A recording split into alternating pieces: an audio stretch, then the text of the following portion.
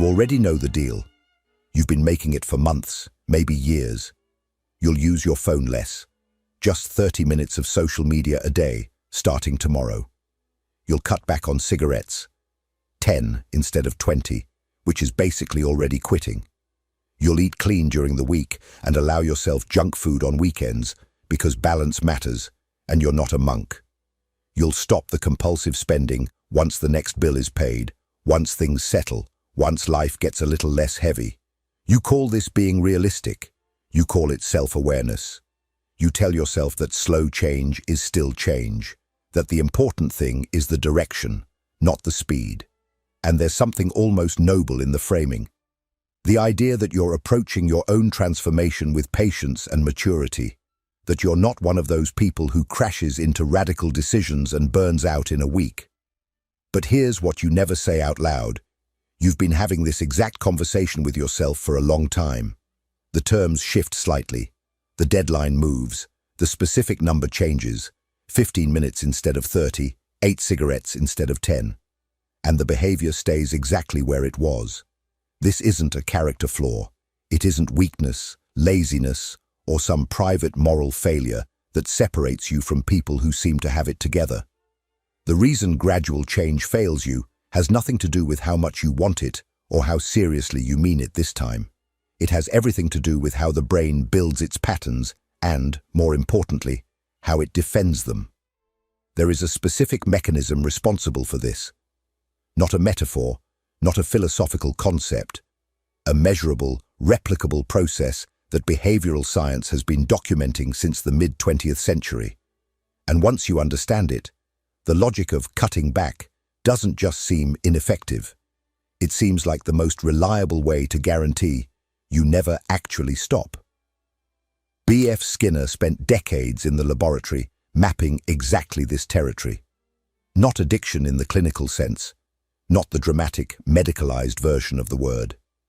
The ordinary mechanics of why organisms repeat what they repeat, why certain behaviors become automatic, and what it concretely takes to break a circuit once the brain has locked it in. What he found wasn't a theory of willpower or discipline. It was a precise account of how behavior gets conditioned, reinforced, and extinguished, and the conditions under which extinction actually occurs. Most people never encounter that last part. They understand, vaguely, that habits form through repetition. What they don't understand is what repetition actually does to the brain's architecture, and why trying to dismantle that architecture gradually is a little like trying to drain a river one cup at a time while the source is still running. You have a behavior you've been trying to change. Maybe you know exactly which one. Maybe there are several, and they've started to blur together into a general sense that something in you resists change at a fundamental level. Either way, what you're about to hear won't ask you to try harder. It won't repackage discipline as something more palatable. It will show you, through the lens of Skinner's behavioral science, why the negotiation you keep reopening is the exact mechanism keeping you locked in, and what the science actually says about the only way out. The exit exists. It doesn't look the way you expect. You don't decide to reach for your phone. Your hand is already moving. That's not a figure of speech. In the seconds before you become conscious of the impulse, before any deliberate thought forms, the behavior has already been initiated. The scroll starts before the decision. The cigarette is lit before the craving fully surfaces. The bag is open. The app is loading. The purchase is almost complete before any part of you stops to ask whether you actually wanted this. You've probably noticed this and filed it under bad habits. But that category is doing a lot of work to hide what's actually happening. What you're calling a bad habit is a conditioned circuit, a behavioral pattern so deeply reinforced that it no longer requires conscious input to run. You didn't develop it through weakness. You developed it the same way every organism develops every automatic behavior, through repetition with reward. This is what Skinner called operant conditioning. The principle is straightforward, but its implications are radical. When a behavior is followed by a consequence that the organism finds rewarding, relief, pleasure, stimulation, escape. The probability of that behavior occurring again increases. Do this enough times, and the connection between the trigger and the behavior stops being a decision. It becomes a reflex. Not a physical reflex like a knee-jerk, but something functionally equivalent. A pattern so deeply grooved into the brain's architecture that it runs automatically when the right conditions appear. Think about what that means for the specific behaviors you're trying to change. Every time scrolling delivered a moment of stimulation or escape from boredom, the circuit got stronger. Every cigarette that softened stress reinforced the link between tension and smoking. Every impulsive purchase that briefly filled an emotional gap deepened the groove between discomfort and buying. You didn't choose to build these circuits. You built them the way all learning happens, through thousands of small cycles of behavior, followed by reward, compounding silently over time until the behavior started running itself. This is why moral framing fails. Telling yourself you need more discipline, more commitment, more willpower. None of that touches the actual problem, because the actual problem isn't located in your values or your intentions. It's located in a pattern that predates your intentions every single time the trigger appears. You can want to stop with complete sincerity and still find the behavior executing before the wanting had any chance to intervene. Skinner wasn't describing weakness. He was describing the inevitable outcome of reinforcement repeated at scale. And here's what this means for how you've been trying to change.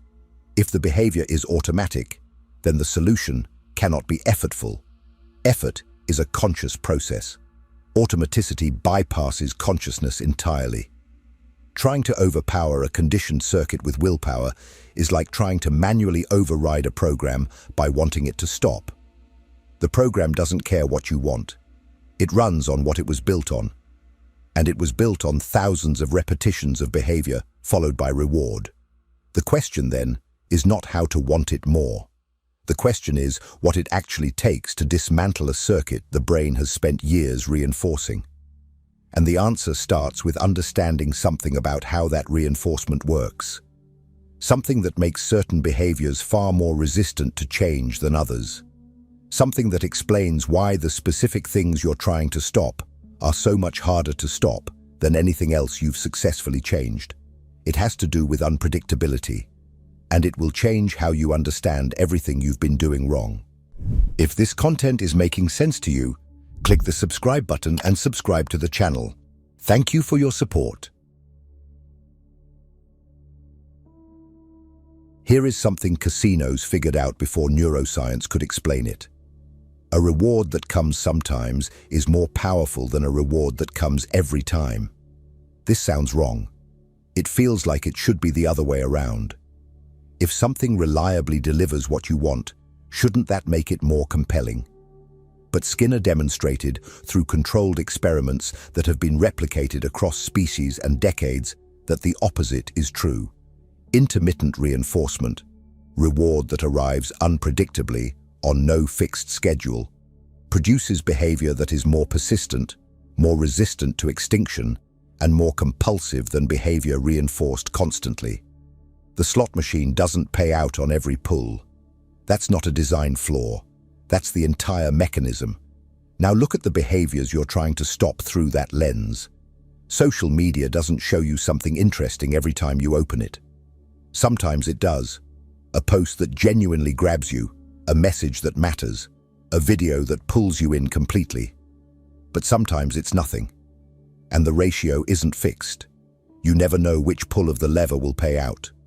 So the brain, operating exactly as Skinner described, never stops pulling. The uncertainty isn't a reason to check less. It's the reason you check compulsively. You're not looking for content. You're responding to a schedule of reinforcement that was engineered to keep you there. The same structure runs through every behavior on this list. The cigarette that hits perfectly after a hard conversation. The junk food that briefly dissolves an emotion you didn't want to feel. The purchase that delivers a few hours of genuine excitement before the emptiness returns. These rewards don't come every time, and they don't come equally. Sometimes the cigarette is just a cigarette. Sometimes the scroll is 40 minutes of nothing. But sometimes, unpredictably, unreliably, just often enough, it delivers exactly what the brain was looking for. And that, sometimes, is doing everything. What makes this devastating for gradual change is precise. When you reduce the behavior instead of eliminating it, you don't weaken the reinforcement schedule. You become it. Smoking 10 cigarettes instead of 20 means the rewarding ones are now spread more sparsely across your day, which is functionally identical to a more intermittent schedule. Scrolling for 30 minutes instead of 2 hours means the dopamine hits are less frequent, less predictable. You haven't moved away from the slot machine. You've changed how often you pull the lever. The machine is still running. The circuit is still active. And intermittent reinforcement, Skinner showed, is precisely the condition under which behavior becomes most resistant to extinction. This is the trap inside the trap. Moderation doesn't just fail to break the pattern, it deepens it. Every just one that happens to deliver a reward strengthens the circuit more than a consistent pattern would. The brain registers. The behavior still works. I don't know when it will work again. I need to keep trying. The compulsion doesn't weaken under reduction. It learns to survive on less while maintaining its full grip. You are not failing to cut back because you lack discipline. You are failing because you are operating a variable ratio reinforcement schedule and calling it restraint. The only thing that breaks this isn't moderation. It isn't gradual reduction or careful management or a more structured relationship with the behavior. It is the complete removal of the reinforcement. Not most of it, not almost all of it, all of it. Because the science of what comes next, what happens when the reward stops entirely, is something almost no one prepares for. And without preparation, it will feel exactly like failure at the precise moment it is closest to working. Moderation feels like maturity. That's what makes it so effective as a trap. There's something that reads as wisdom in the person who says they're taking it slow, being gradual, not going to extremes. The language of moderation borrows from everything culturally respectable: balance, patience, self-awareness, the avoidance of fanaticism. When you tell someone you're cutting back, they nod. It sounds like the responsible thing. It sounds like you've learned from past failures, that you're approaching this with the measured judgment of someone who knows themselves. What it actually is, neurologically, is capitulation dressed in the language of strategy. Skinner was unambiguous on this point. Extinction, the process through which a conditioned behavior loses its hold, requires one specific condition: the complete cessation of reinforcement, not reduced reinforcement, not carefully managed reinforcement, zero. The circuit that connects trigger to behavior was built through reward, and it survives through reward. And the only way to dismantle it is to stop feeding it entirely. Any reinforcement, however occasional, however small, signals to the brain that the circuit still works. And a circuit that still works is a circuit the brain will maintain. This is not a metaphor. It is a description of how behavioral extinction functions at the level of mechanism. When Skinner studied the conditions under which conditioned behavior disappeared, what he found was that partial reinforcement didn't produce partial extinction. It produced continued behavior, sometimes stronger behavior, because the intermittent reward kept the pattern alive, while the intervals between rewards trained the organism to persist through longer and longer stretches of nothing. Think about what that means for the 5 cigarettes you're allowing yourself, or the 30-minute window for social media, or the weekend junk food that's supposed to contain the weekday craving. Each of those controlled instances delivers a reward. It might be smaller than before. The portion might be reduced, the frequency cut in half, the indulgence supposedly bounded by rules you set in advance. But the reward arrives. The trigger fires, the behavior executes, the brain receives the signal it was waiting for, and the circuit registers, still active, still working, still worth maintaining. You haven't weakened the pattern. You've taught it to survive in a smaller space. And there's something even more insidious underneath this. The person who is cutting back is still organizing their life around the behavior. The smoker who allows 5 cigarettes is still a smoker.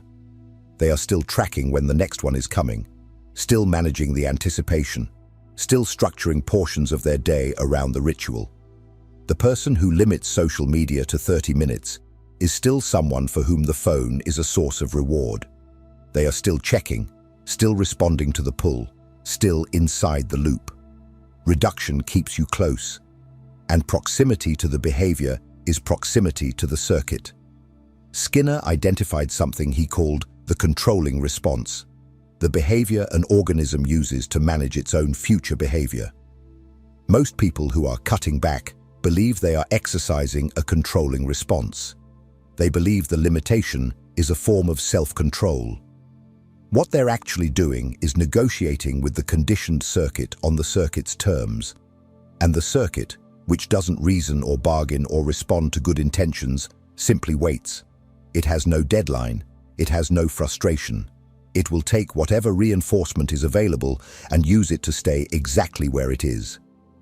The exit from this isn't a better negotiation. It isn't a stricter version of the same strategy. It is the recognition that you are not in a conversation with yourself. You are in a war with a pattern that was built before you knew you were building it. And wars of this kind are not won by managed retreat. What winning actually looks like is brutal, specific, and temporary. But you need to know what it costs before you understand why it's worth it.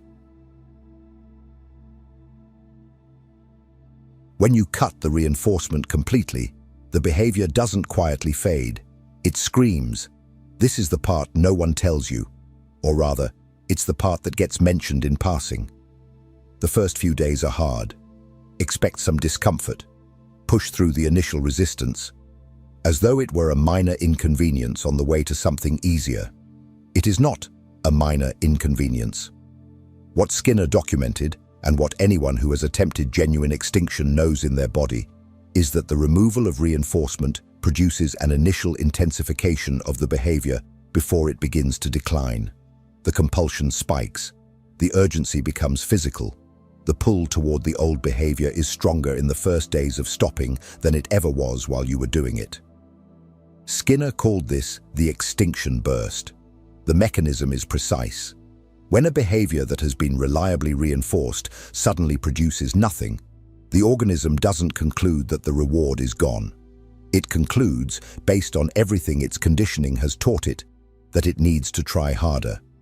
The behavior increases in frequency and intensity because that is exactly what intermittent reinforcement trained it to do, to persist through stretches of nothing, because the reward might come on the next attempt. The brain is not broken. It is doing exactly what it learned to do. It is running the program that was built across thousands of repetitions, and the program says, keep going, because sometimes it works. So the first week feels like collapse. The anxiety is real. The irritability is real. The intrusive thoughts, just one won't reset anything. I've already done so well. One exception is fine. I'll start again properly on Monday. Are not signs that you've failed or that this particular behavior is too deep to uproot. They are the extinction burst. They are the circuit firing at maximum intensity because the reward has stopped and the pattern is trying everything it knows to bring it back. This is the moment where almost everyone quits. And the reason they quit is not weakness. It is misdiagnosis. They feel the intensity of the burst and read it as evidence that stopping isn't working, that the suffering means something is wrong, that the right approach would feel less violent than this. So they give themselves just one. And the circuit, which has been screaming for exactly that, receives it. The burst is rewarded. And Skinner was precise about what happens next. A behavior that is reinforced during an extinction burst is strengthened significantly beyond its original level. The brain has now learned that if it screams loudly enough, the reward returns. You have not slipped. You have taught the pattern its most effective strategy. The extinction burst lasts. That is the honest thing to say. For most conditioned behaviors, the acute intensity peaks somewhere in the first 3 to 7 days and begins to diminish. Not disappear, but diminish, over the following 2 to 4 weeks. This is not a short window. It is long enough to feel permanent while you are inside it.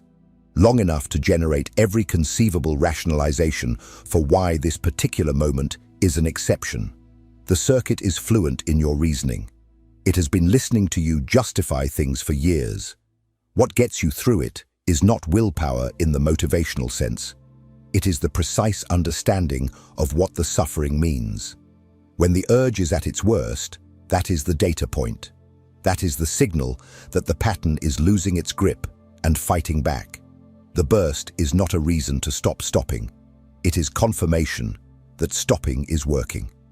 Every day without reinforcement is a day the circuit weakens. Not dramatically, not in ways you'll feel immediately, but measurably, cumulatively, in the direction that matters. The brain is not built to maintain patterns that no longer produce anything. Extinction is not a willpower contest. It is a waiting game with a known endpoint, provided you never give the circuit what it's asking for. And the circuit will ask, through your own voice, in your own reasoning, with arguments that sound completely rational. Which is why the environment you're living in during those weeks matters more than anything you decide. If what you're hearing resonates with you, you'll find real value in my ebooks. Beyond the Shadow breaks down Jung's core ideas, while Dialogues with the Unconscious gives you a 30-day path to apply them in your life. Both are linked in the pinned comment. Willpower is a story you tell yourself. The environment is what actually happens. This isn't cynicism. It's the most practical thing Skinner ever said, stripped to its core. When he studied self-control, not as a moral achievement, but as a behavioral phenomenon, what he found was that the organisms who successfully altered their own behavior weren't the ones who wanted it more. They were the ones who changed the variables surrounding the behavior. They didn't resist the trigger. They removed it. They didn't overpower the circuit. They restructured the environment so the circuit had nothing to fire at. Skinner called this the manipulation of independent variables. You can call it something simpler. If the cigarettes aren't in the house, you can't smoke them at 2 a.m. when the urge peaks. If the app isn't on your phone, your thumb has nowhere to go. If the junk food isn't in the kitchen, the extinction burst has nothing to grab. The behavior requires a chain: trigger, availability, execution, reward. Break any link in that chain, and the behavior cannot complete itself. Willpower asks you to interrupt the chain at the last possible moment, when the pull is strongest and your resistance is lowest. Environmental design breaks the chain before it starts. Most people treat this as a secondary strategy, a helpful addition, something you do alongside the real work of mental discipline. This gets it exactly backwards. Environmental restructuring is not supplementary to behavior change. It is the mechanism through which behavior change actually occurs. The decision to stop is made once, at a moment of relative clarity and resolve. The environment enforces that decision thousands of times, automatically, without requiring you to recommit at every trigger. You are not stronger than your habits at 11 p.m., exhausted, stressed, alone. Your environment can be. Think about what this means concretely. It means the phone goes in a drawer in another room before you sit down to work. Not because you're disciplined enough to ignore it, but because ignoring something that isn't there requires nothing. It means every delivery app is deleted today, not when you feel ready, because readiness is a feeling the circuit manufactures to delay the action that would end it. It means the credit card is physically cut, the console is sold, the cigarettes are thrown away along with the lighter, not kept just in case, not stored somewhere inconvenient as a test of character. Inconvenient isn't impossible, and the extinction burst will find inconvenient on a bad night. Skinner was specific about something that most people find uncomfortable. You cannot trust yourself during extinction, not because you are untrustworthy, but because the conditioned pattern has access to your reasoning, your memory, your capacity for rationalization, and it will use all of them. The thought that appears at day 5, perfectly logical, explaining why this specific situation is an exception. That thought is the circuit. It is not your judgment. It is the pattern running its most sophisticated response to the removal of reward. An environment that makes the behavior physically impossible doesn't negotiate with that thought. It simply doesn't give it anywhere to go. This is also why the people in your immediate environment matter more than you want them to. The colleague who smokes in front of you during extinction burst is not just an inconvenience. They are a trigger in a context where your resistance is already depleted. The friend group that orders junk food every Friday isn't asking you to make a small exception. They are placing a reinforcer directly inside the extinction window. Skinner's research on environmental control wasn't limited to objects. It included social context, routine, physical space. Every variable that makes a behavior more or less probable. Redesigning your environment means redesigning all of it, not just the obvious parts. The deeper principle underneath all of this is one that Skinner returned to repeatedly. Behavior is a function of its context. You are not a fixed self who carries your patterns around independently of where you are and what surrounds you. You are an organism whose behavior is profoundly shaped by the conditions in which it occurs. The person you are in a carefully restructured environment is not the same person who failed in the old one. That's not a motivational statement. It's a behavioral fact. Which brings you to the question of who you become when the circuit finally goes quiet, and what you build in the space where the old pattern used to live. At some point, the extinction burst passes. The urgency dims. The circuit stops screaming quite so loudly, and you find yourself in a space that nobody really prepares you for. Not the dramatic transformation of a before and after story, but something quieter and stranger. The absence of a pattern that used to organize large portions of your day. A gap where the behavior used to be. And the question that fills it, now what? This is where most accounts of behavior change end, as if reaching the other side were the conclusion. It isn't. What you do with the space determines whether the extinction holds or whether a new pattern quietly fills the gap with something just as conditioned, just as automatic, just as invisible until it's already running your life. Skinner understood something that gets lost in most conversations about habit and change. The brain doesn't tolerate a vacuum. When a behavior that organized time, delivered reward, and responded to specific triggers is removed, the triggers remain. The stress that sent you to the cigarette still arrives. The boredom that opened the app is still there at 9 p.m. The emotional gap that the purchase briefly filled doesn't close because the credit card is gone. If you've only removed the behavior without replacing the reward it delivered, you haven't completed the work. You've created the conditions for the next conditioned pattern to form. And this time, you'll be depleted enough that you won't notice it happening. The replacement has to be real. Not a consolation, not a lesser substitute accepted with gritted teeth, but something that genuinely delivers the core reward the old behavior was providing. And this requires honesty about what that reward actually was. It was rarely what the behavior appeared to be on the surface. You weren't smoking because you loved cigarettes.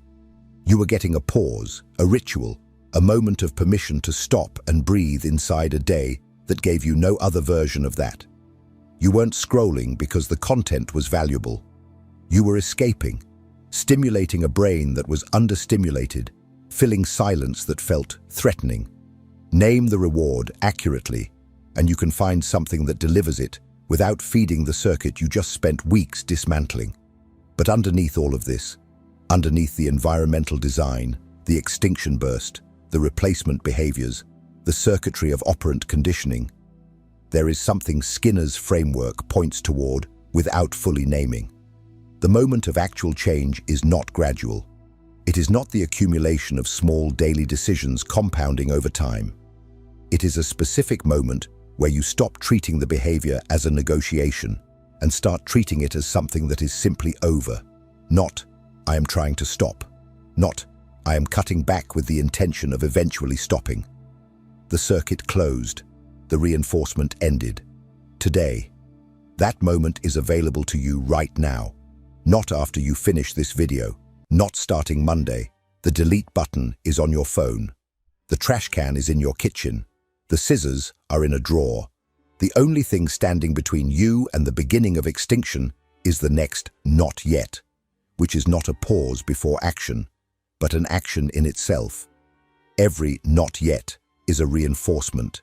Every delay is the circuit buying another day. You have been negotiating with this for long enough to know that the negotiation doesn't end. It just changes terms. The behavior you've been managing, reducing, promising to address. It is not waiting patiently for you to be ready. It is reinforcing itself with every hour you give it. And the version of you that exists in 1 year, in 5 years, if the pattern continues, that is not an abstract future concern. That is the direct consequence of what you decide to do with what you now understand. So leave something in the comments, not a declaration of intent. Those feed the feeling of action without requiring it. Leave what the behavior actually is. Name it. Because naming it publicly closes one more exit the circuit was counting on. The work that started here isn't finished. Something in you already knows that. And there's more waiting for you when you're ready to keep going.